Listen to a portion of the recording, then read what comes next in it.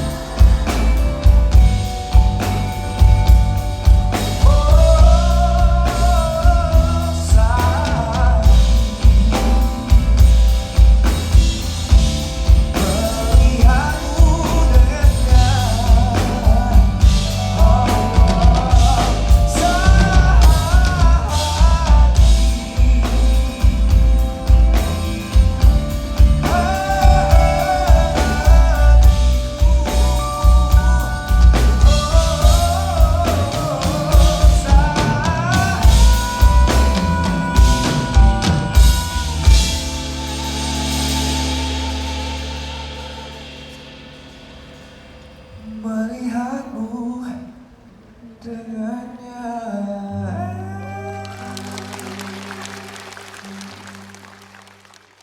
Luka itu nggak bisa kita hindari, tapi untuk menderita atau tidak, itu pilihan kita.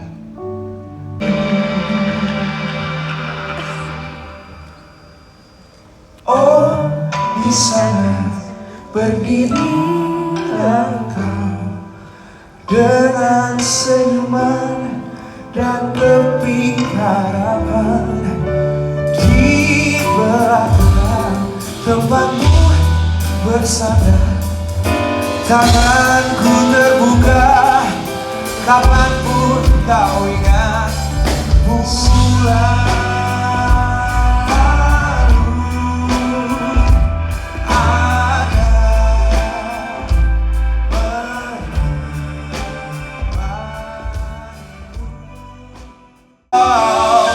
Banyak yang belum sempat aku sampaikan padamu.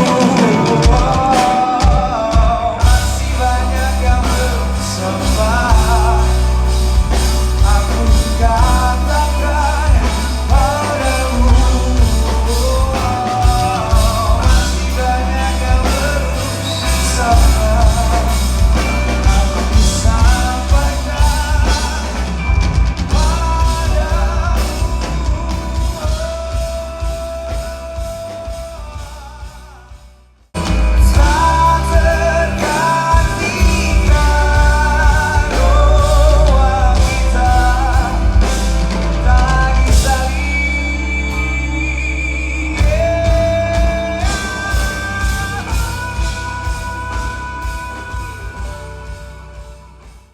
Di antara manusia, kadang di atas, kadang jatuh ke bawah sampai terluka, mencaci kita, menghina kita, biasa aja. Itu pergiliran episode kehidupan. Pain is inevitable. Aku sudah hampir di ujung jalan, upaya tenaga dan penghabisan yang sudah dan sedang diusahakan untuk terbangun entah sampai kapan.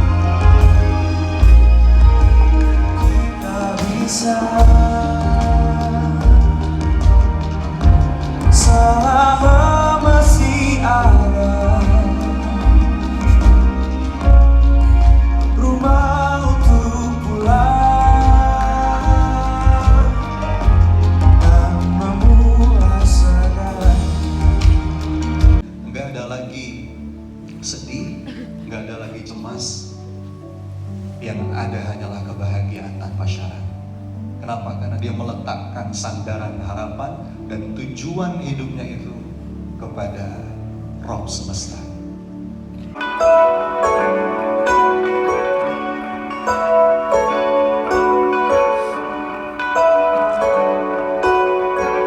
Serat-serat harapan masih terjalin, suaramu terdengar, masih lanyar indah bergema di ruang-ruang hatimu.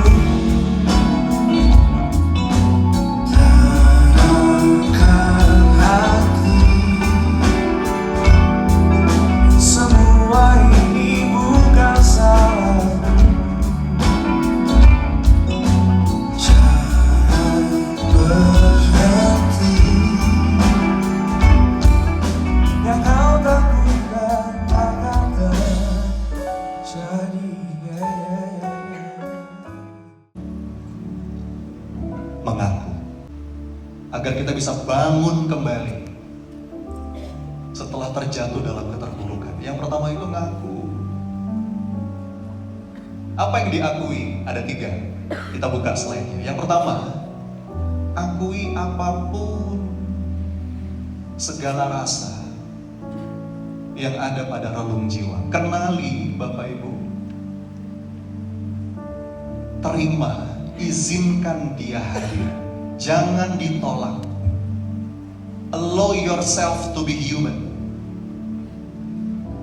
Kesalahan banyak kita Bapak Ibu, kenapa kok lukanya nggak kunjung sembuh?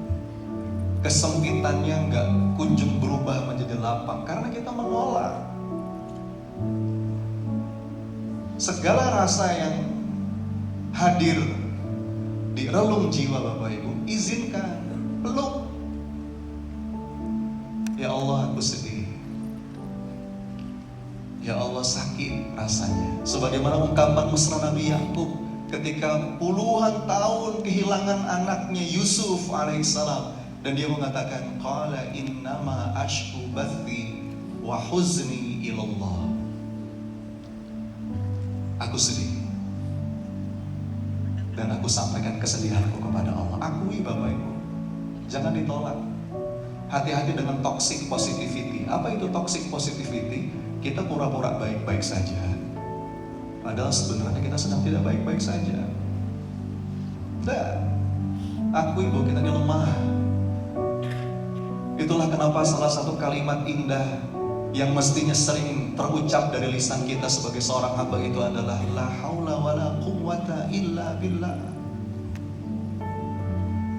Hamba gak punya daya ya Allah, kecuali Aku berserah, semakin malam, semakin lirih, suara terdengar. Mengapa dunia tak adil?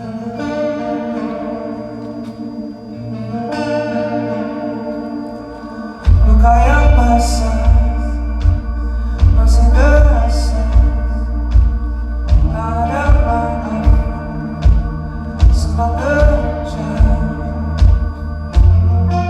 Aku hanya ingin merasakan damai.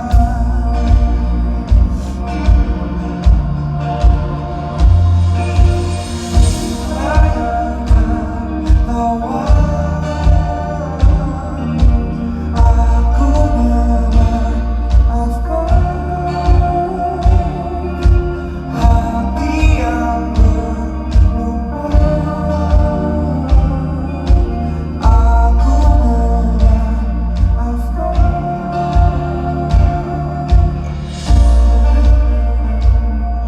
Angin berhembus dengan izinnya, arah hidupku mencari makna seperti sang surya. Peranku di dunia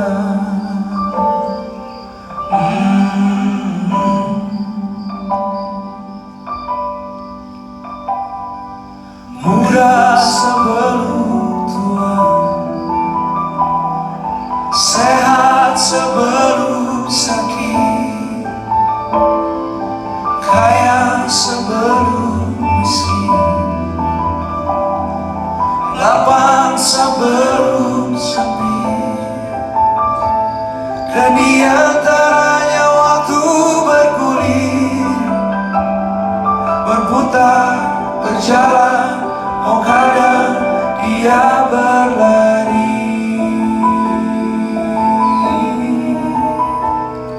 Setiap detik terlewati, semoga bisa menyinari di jalan yang aku pilih.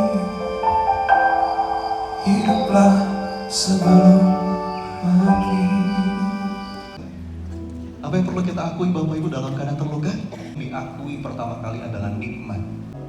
Bahkan dalam keadaan seterpuruk apapun demi Allah Bapak Ibu, dalam keadaan sesulit apapun, nikmat yang Allah berikan itu jauh lebih banyak. Tapi kadang-kadang kita nggak mau ngelihat itu. Oke, mungkin di sebelah sini masalah kita belum selesai, tapi lihat nikmat yang lain. Dan seringkali Bapak Ibu, pengakuan ini menjadi jalan cinta dari Rob semesta kepada seorang hamba.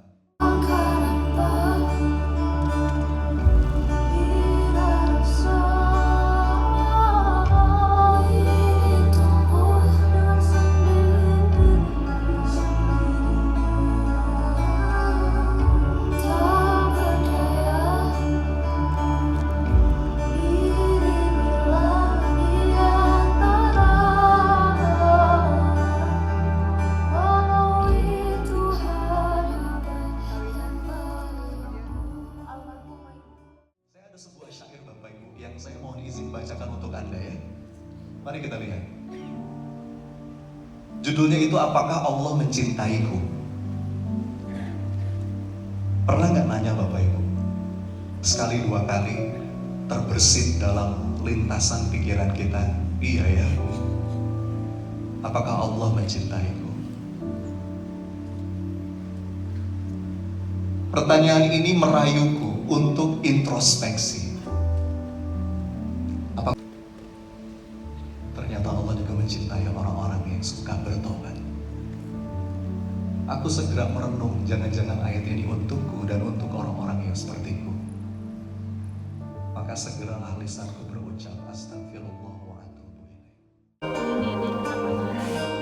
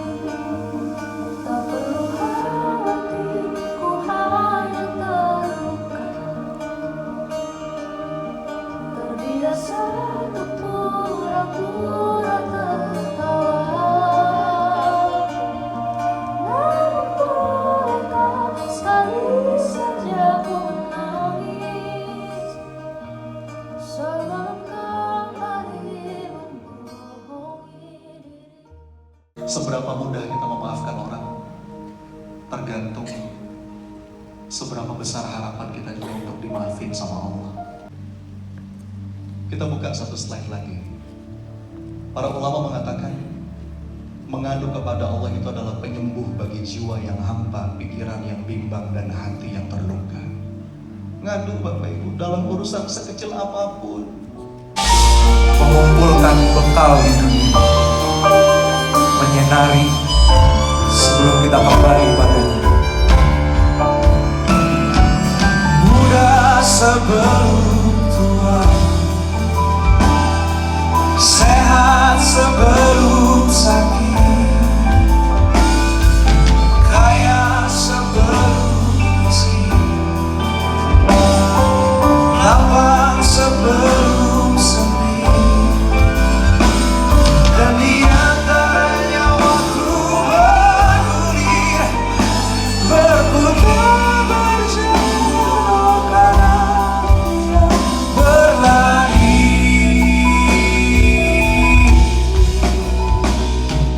Terangi penuh jalan, terangi sebelum kau ambil nyawaku. Semoga sejalan perintahmu, hiduplah sebelum mati.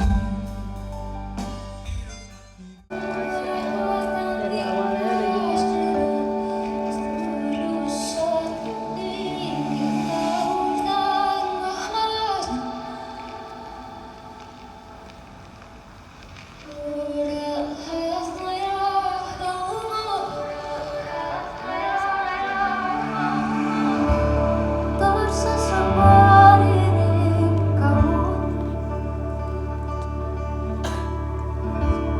Menguak hal yang telah lalu dalam hangat ruang ini ku tersudut, menerjang ingatan yang telah kusut. Hanyut di dalam duniaku yang binasa seram kelam redup.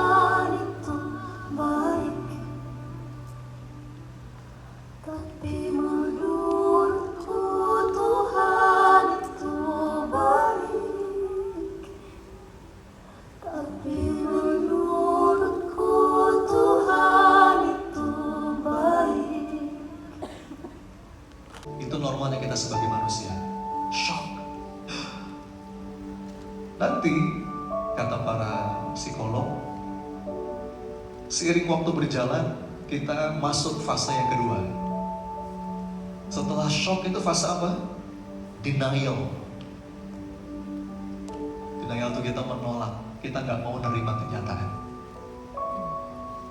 Menyangkal, enggak, ini pasti cuma mimpi, ini nggak mungkin terjadi. Itu denial. Fase kedua. Fase ketiga, ternyata itu betul-betul terjadi. Masuk ke fase yang disebut dengan frustrasi atau anger.